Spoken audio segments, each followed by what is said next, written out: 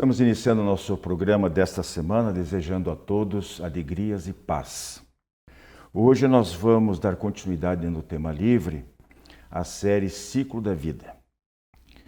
Enfocamos nas semanas anteriores o espírito durante o período de gestação e depois durante a infância e adolescência. Quem perdeu o desejo de rever, pode acessar lá no YouTube os programas 683 e 684. Então, nós hoje vamos examinar como fica a situação do espírito durante a juventude. Qual a importância deste período para o espírito imortal? Quais os aprendizados esperados? O que ele pode e deve levar para o futuro? No quadro Perguntas e Respostas, alguém quer saber o que o Espiritismo tem a dizer sobre os fenômenos chamados de experiências fora do corpo. EFC ou EOB, Experience Out Body, em inglês. E temos ainda o Fonte Allan Kardec, dando também sequência a um tema iniciado por este que eles falam há 2 semanas atrás. Refiro-me aos anjos da guarda e espíritos protetores. Aproveite bem o programa de hoje.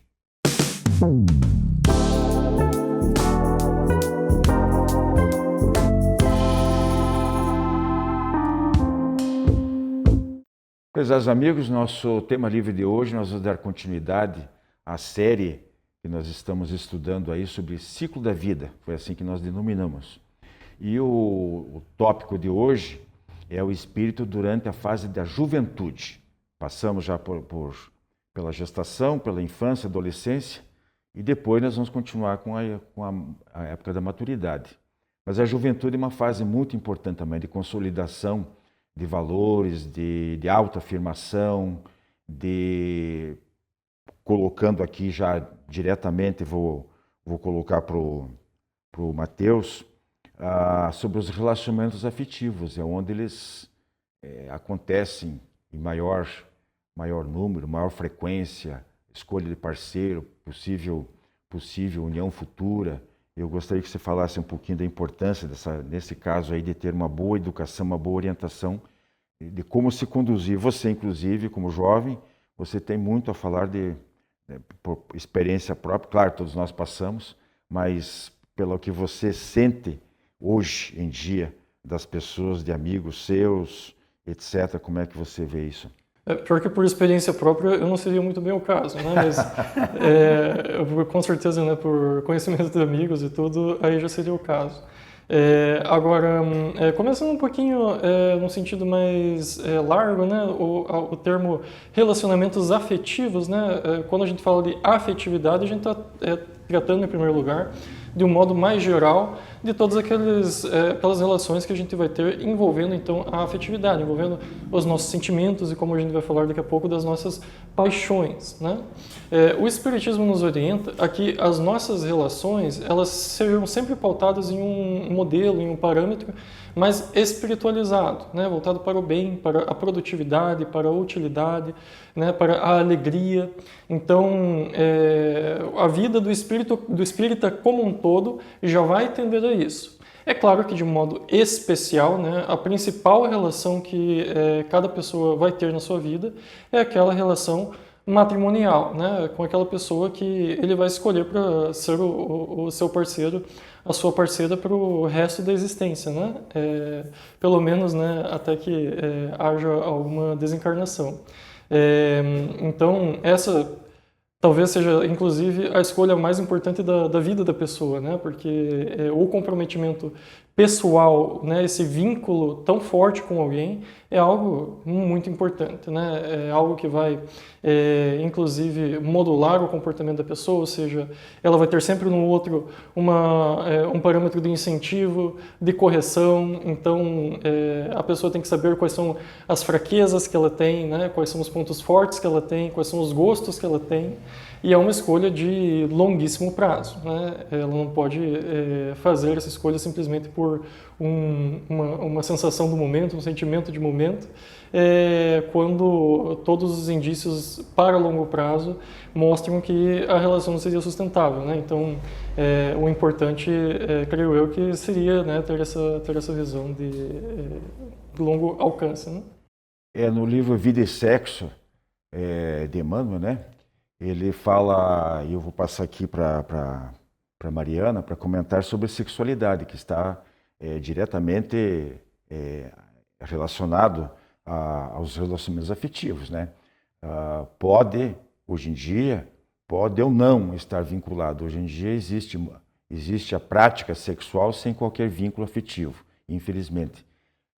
Nesse livrinho, um livro bem fininho, mas muito interessante, o autor espiritual fala que não existe nenhum relacionamento afetivo que não traga consequências espirituais, em alguma maneira, porque nós estamos lidando com energia. Acho que Mariana talvez fale, mas eu estou me adiantando um pouquinho. A sexualidade é uma força poderosíssima e que é do espírito, não é do corpo. O corpo, aliás, como todo o resto, é apenas o veículo de manifestação. E quando estamos lidando com sexo, nós estamos falando de uma energia poderosa que deve ser bem conduzida. Não é isso, Mariana? É isso mesmo. No livro, inclusive, ele faz esse alerta, né? Que quando nós envolvemos com uma pessoa, nós não estamos envolvendo só corpo físico, não é só físico, prazer ali momentâneo.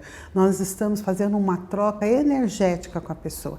E essa troca energética, ela pode trazer consequências profundas para um dos companheiros, um dos parceiros, porque nós não sabemos a carência daquele outro, daquele companheiro, com aquele parceiro que estamos trocando essa energia.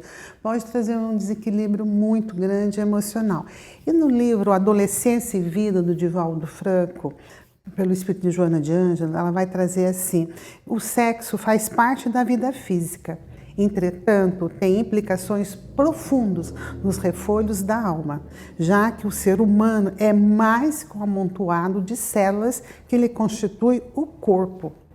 Então, quando os pais não orientam devidamente os filhos na questão da sexualidade, né, isso traz para eles, no futuro, na adolescência, um desconhecimento. E nós, às vezes, os pais pensam que o silêncio daquele assunto, que é um assunto constrangedor, os pais também, às vezes, não sabem, nem eles mesmos sabem sobre a sexualidade deles. Então, eles acham que ficando em silêncio, não conversando esse assunto tão difícil, os filhos estão protegidos, porque aí eles vão conversar com os colegas, também acham que a escola é que tem que dar essa orientação. Não, né? O silêncio desprotege. Né? E a escola vai, sim, dar essa orientação, mas a primeira orientação, a primeira educação começa no lar. É a conversa sincera dos pais, é quebrar tabus, porque sexo faz parte da vida de todo mundo, até os animais, né? Então faz parte da reprodução, do prazer, do equilíbrio, né, emocional, psíquico. Então nós pais temos que estar muito atentos nessa questão da sexualidade, não esperar chegar na adolescência, né? Muita responsabilidade, né, Mariana? Muita responsabilidade no trato dessa área. E nós vemos... Que ela é fonte de muitos desvios, de comprometimentos que às vezes estraga a vida. Às vezes não é propriamente uma situação imoral, mas eu sempre coloco aqui bem rapidinho, que a gente tem outras questões para abordar, mas a questão da gravidez precoce. Da gravidez precoce. Então, o rapaz, por exemplo, ou ele não assume, o que é muito ruim, ou ele assume, e depois eu conheço vários casos, muitos casos, em que esse mesmo indivíduo, ou a moça também, acaba tendo 2, 3 filhos com parceiros diferentes.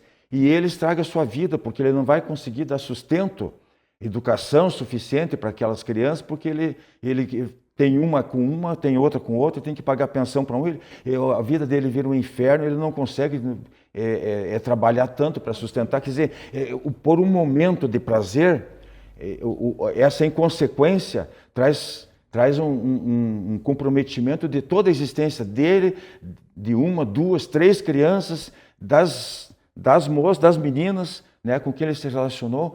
Sabe que o mundo está diferente. Hoje existe uma coisa chamada preservativo anticoncepcional. Então tem que pensar, né, há como evitar isso aí. né?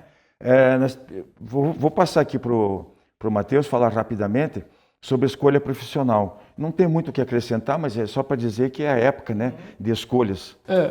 O que dá para a gente dizer, que inclusive coincide um pouco com o que já estávamos passando, é que a visão do espiritismo é ao mesmo tempo de busca de utilidade e busca de satisfação pessoal. Então, não é apenas uma coisa nem apenas outra, né? Então, a sua escolha profissional ela tem que harmonizar as suas aspirações pessoais, você tem que fazer alguma coisa em que você se sinta bem e ao mesmo tempo que produza, né, materialmente tanto quanto poderia, né?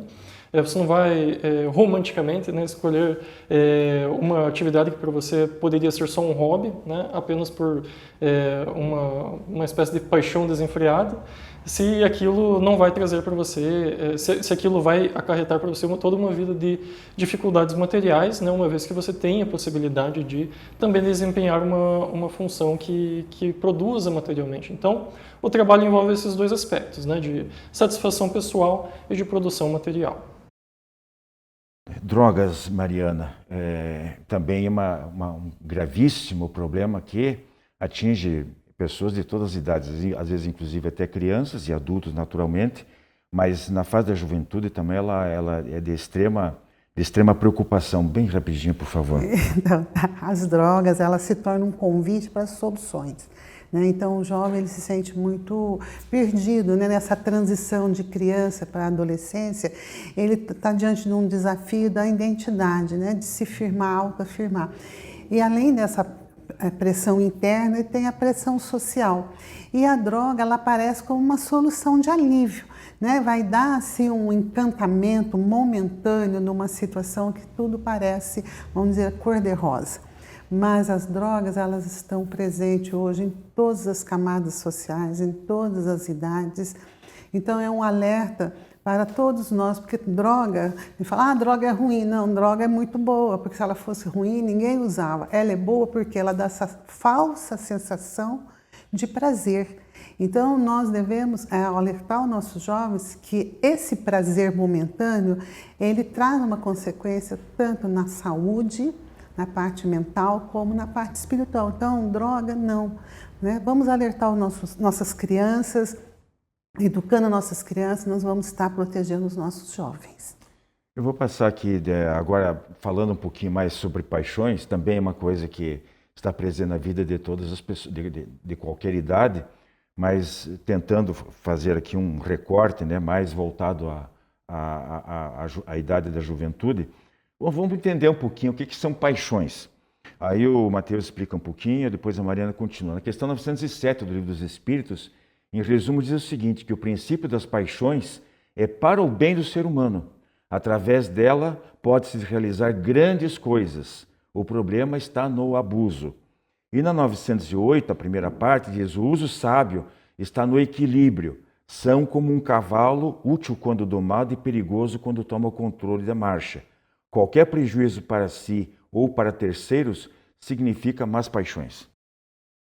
A palavra paixão vem de passividade. Inclusive, em outros idiomas, isso fica ainda mais evidente, como, por exemplo, no francês, que era usado por Allan Kardec, né? Então, em francês, passion, lembrando, né, esse radical, então, de passividade. Então, paixão são aquelas coisas que nós sentimos, é um termo, então, genérico para sentimentos, e não apenas, então, naquele sentido daquela paixão romântica, né, e por aí.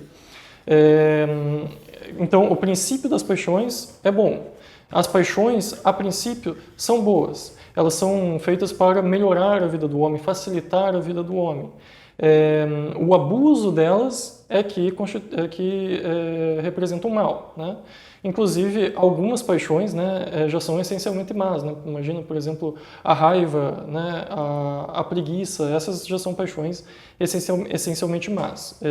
Então, não é porque existe esse princípio de que elas inicialmente são boas que qualquer uma vai ser inicialmente boa, né? Algumas já são nominações posteriores, né? De fases posteriores de afetividade, né? Mariana, mais dois, complementando essa questão 908, eu sei que tem um parágrafozinho ali, nós temos um pouquinho de tempo, mas vamos ver se a gente fecha. A 908 diz assim, em resumo, tem por princípio, as paixões, né, um sentimento ou necessidade. As paixões propriamente ditas são o exagero desse sentimento ou necessidade. O problema está no excesso e não na causa. Toda paixão que aproxima do nível animal, portanto irracional, afasta-o da natureza espiritual. Isso aí, né? Então nós temos aqui no livro do poeta libanês Khalil Gibran, do livro O Profeta, ele vai falar sobre a razão e a paixão. Então é bem interessante que ele fala: sua razão e a sua paixão são o leme e as velas de sua alma navegante. Se as velas ou o leme se quebrarem, vocês ficarão à deriva, ou então permanecerão imóveis em alto mar. Então ele quer dizer assim, que nós temos que usar a razão com a nossa paixão. A paixão com razão, porque a paixão, quando nós amamos uma coisa, nós tendemos a fazê-la melhor, realizá-la com mais esmero.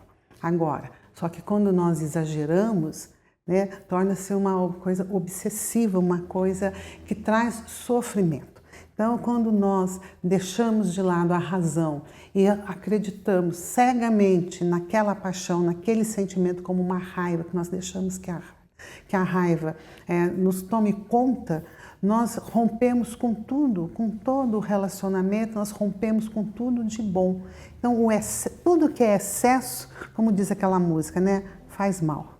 Né? Para fechar, Mateus, temos aí um minuto. Questão 909. Falta vontade para domar as más inclinações. E na 911, não há paixões irresistíveis. Mais uma vez, termos de cunho filosófico, né? Então, vontade é aquele desejo em ato, é aquela realização. Então, quando os espíritos falam que falta vontade, é que faltam iniciativas concretas para enfrentamento desses maus pendores, né, das más inclinações. Não há, então, uma inclinação má irresistível. Né? O homem é sempre senhor de sua vontade, mas ele precisa colocá-la no mundo, né, e não deixá-la apenas nos lábios. Obrigado pela atenção de vocês. Até a próxima. Jornal Comunicação Espírita, matéria de capa, plantio, cultivo e colheita. No editorial, os jovens necessitam a atenção urgente do movimento espírita. Em palavras dos espíritos e dos espíritas, Jesus, o juízo final e a volta do Messias. E ainda, embriões congelados e o enigma do espírito, o que acontece durante 30 anos de espera. Jornal Comunicação Espírita, assine e recomende.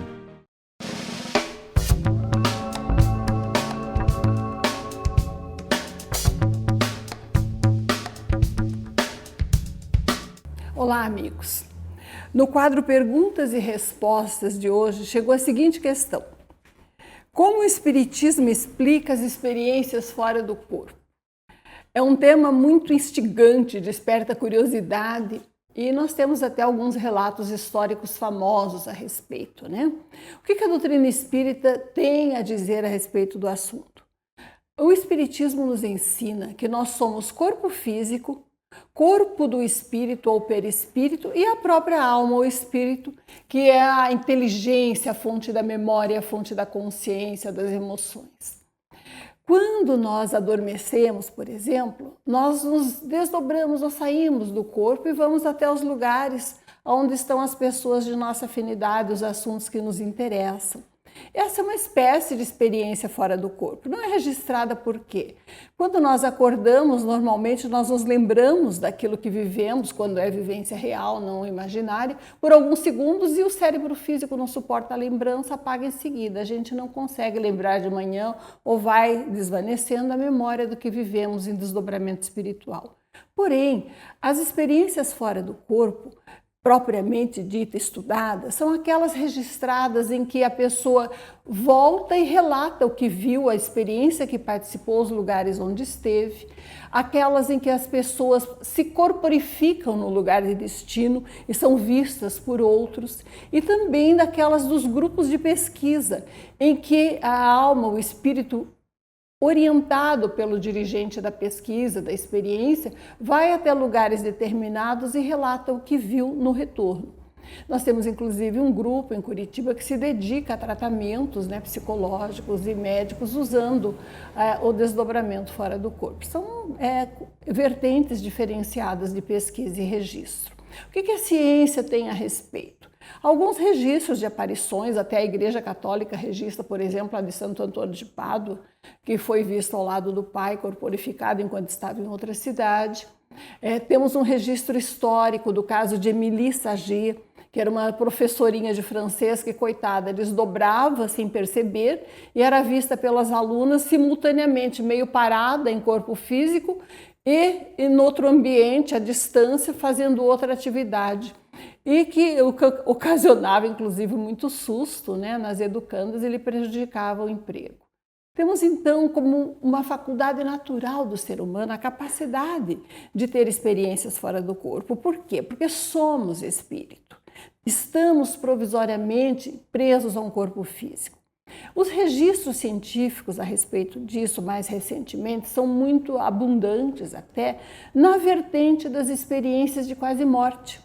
Nós temos registros como, por exemplo, do neurocirurgião Alexander Eben, que relata que enquanto o seu corpo, né, estava em coma profundo, o seu cérebro aparentemente apagado, viveu diversas experiências espirituais, as relata no retorno, e tem inclusive obras publicadas para quem quiser ler. São relatos muito ricos. Como nas experiências de quase morte, né, em que a pessoa tem uma parada cardíaca, está num processo de cirurgia, anestesia profundo, num coma, ela volta num ambiente de controle, né, num centro cirúrgico, no pós-cirúrgico, e relata suas experiências, elas estão sendo mais registradas e há diversas obras publicadas. Porém, todos nós, de alguma forma, podemos ter experiências fora do corpo, no desdobramento natural do sono. No dia a dia, quando elas acontecem ou são utilizadas, inclusive em trabalhos de cura, o espírito se desdobra e descreve o que vê nos seus ambientes de destino. Muitas vezes nós, espontaneamente, quando oramos, né, por alguém, temos alguma facilidade de nos sentir no ambiente, de vermos as peculiaridades, de às vezes conversarmos com o espírito, por exemplo, que está em processo de desencarne, numa doença profunda, e os relatos depois, a descrição do ambiente, tudo condizem com a realidade relatada pela família. Então há uma abundância de fenômenos nesse sentido. O que isso nos diz? Nos diz que somos almas imortais, que a vida não está circunscrita à existência orgânica do nosso corpo físico, mas que continuamos vivos e que nossos entes queridos também continuam a existir. Muita paz.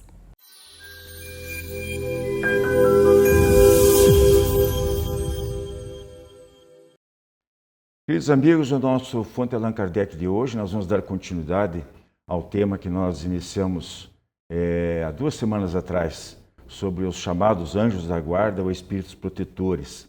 Como o tema no Livro dos Espíritos são várias questões abordando o assunto, nós vamos fazer isso paulatinamente e provavelmente não vamos concluir hoje, mas o importante é que a gente passe com um pouquinho mais devagar para entendermos melhor essas questões. São bem interessantes,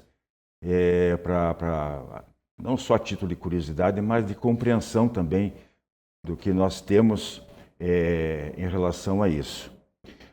Uma das questões do Livro dos Espíritos, em resumo, diz que o protetor escolhe o protegido e aí assume a responsabilidade sobre ele. E diz que é um prazer, uma missão ou um dever. Muito interessante essa questão. É o protetor que escolhe. Então, em princípio, o que nos diz aqui que não é designado por outros espíritos ou solicitado pelo espírito reencarnante. É o protetor que escolhe.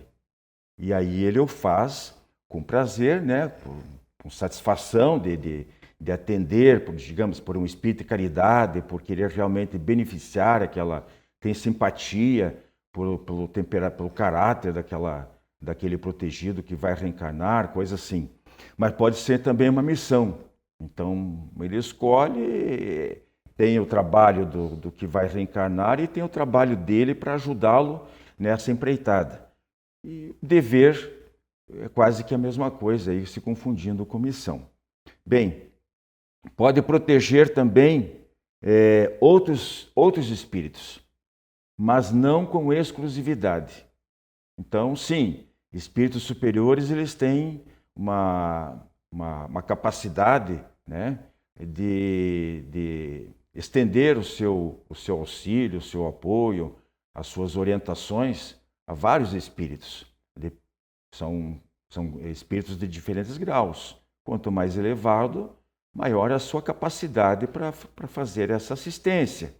Tem uns que trabalham junto a centros espíritas, a determinados grupos dentro da casa espírita, às vezes atendem a outras casas espíritas também, fazem visitações durante as realizações das tarefas, ou mesmo atendimento só aos desencarnados, mesmo quando a casa espírita está vazia.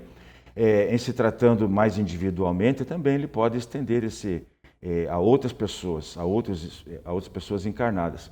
Porém, o protegido, ele é espírito protetor apenas de um, com exclusividade apenas de um, e não de vários. Outra questão aqui, às vezes podem ter que atender outras missões e são substituídos. Então também não é regra geral dizer que o espírito protetor acompanha. Nós vimos até numa questão na nossa exposição anterior, de que ele começa com o nascimento, acompanha até a morte, às vezes até posterior a ela, e às vezes até por mais de uma reencarnação. E a gente fica com a ideia fixa de que esse é uma situação de continuidade, de permanência, mas não é.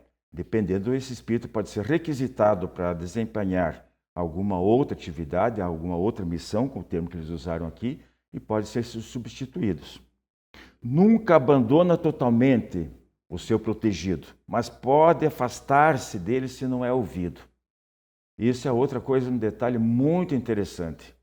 Por isso que a gente fica pensando, pois é, mas essas pessoas que são vítimas às vezes, de fatalidades, de acidentes, além das situações que podem estar traçado no seu destino, nas suas prévias escolhas antes de reencarnar e tudo, mas ou que cometem crimes, né?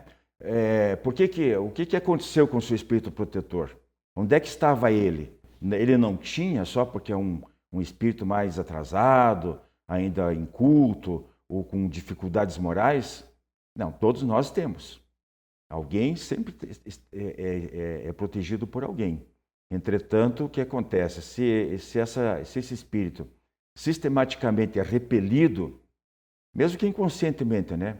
A gente nem lembra que às vezes nós temos um protetor, mas se ele é sistematicamente repelido, não é ouvido, ele se afasta. Com os médiuns é muito comum também acontecer isso.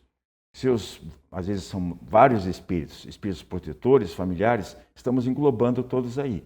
Então, há essa situação também. O espírito simplesmente diz, bom, ele não quer me ouvir, não quer seguir as minhas orientações, então deixe ele que se vire sozinho.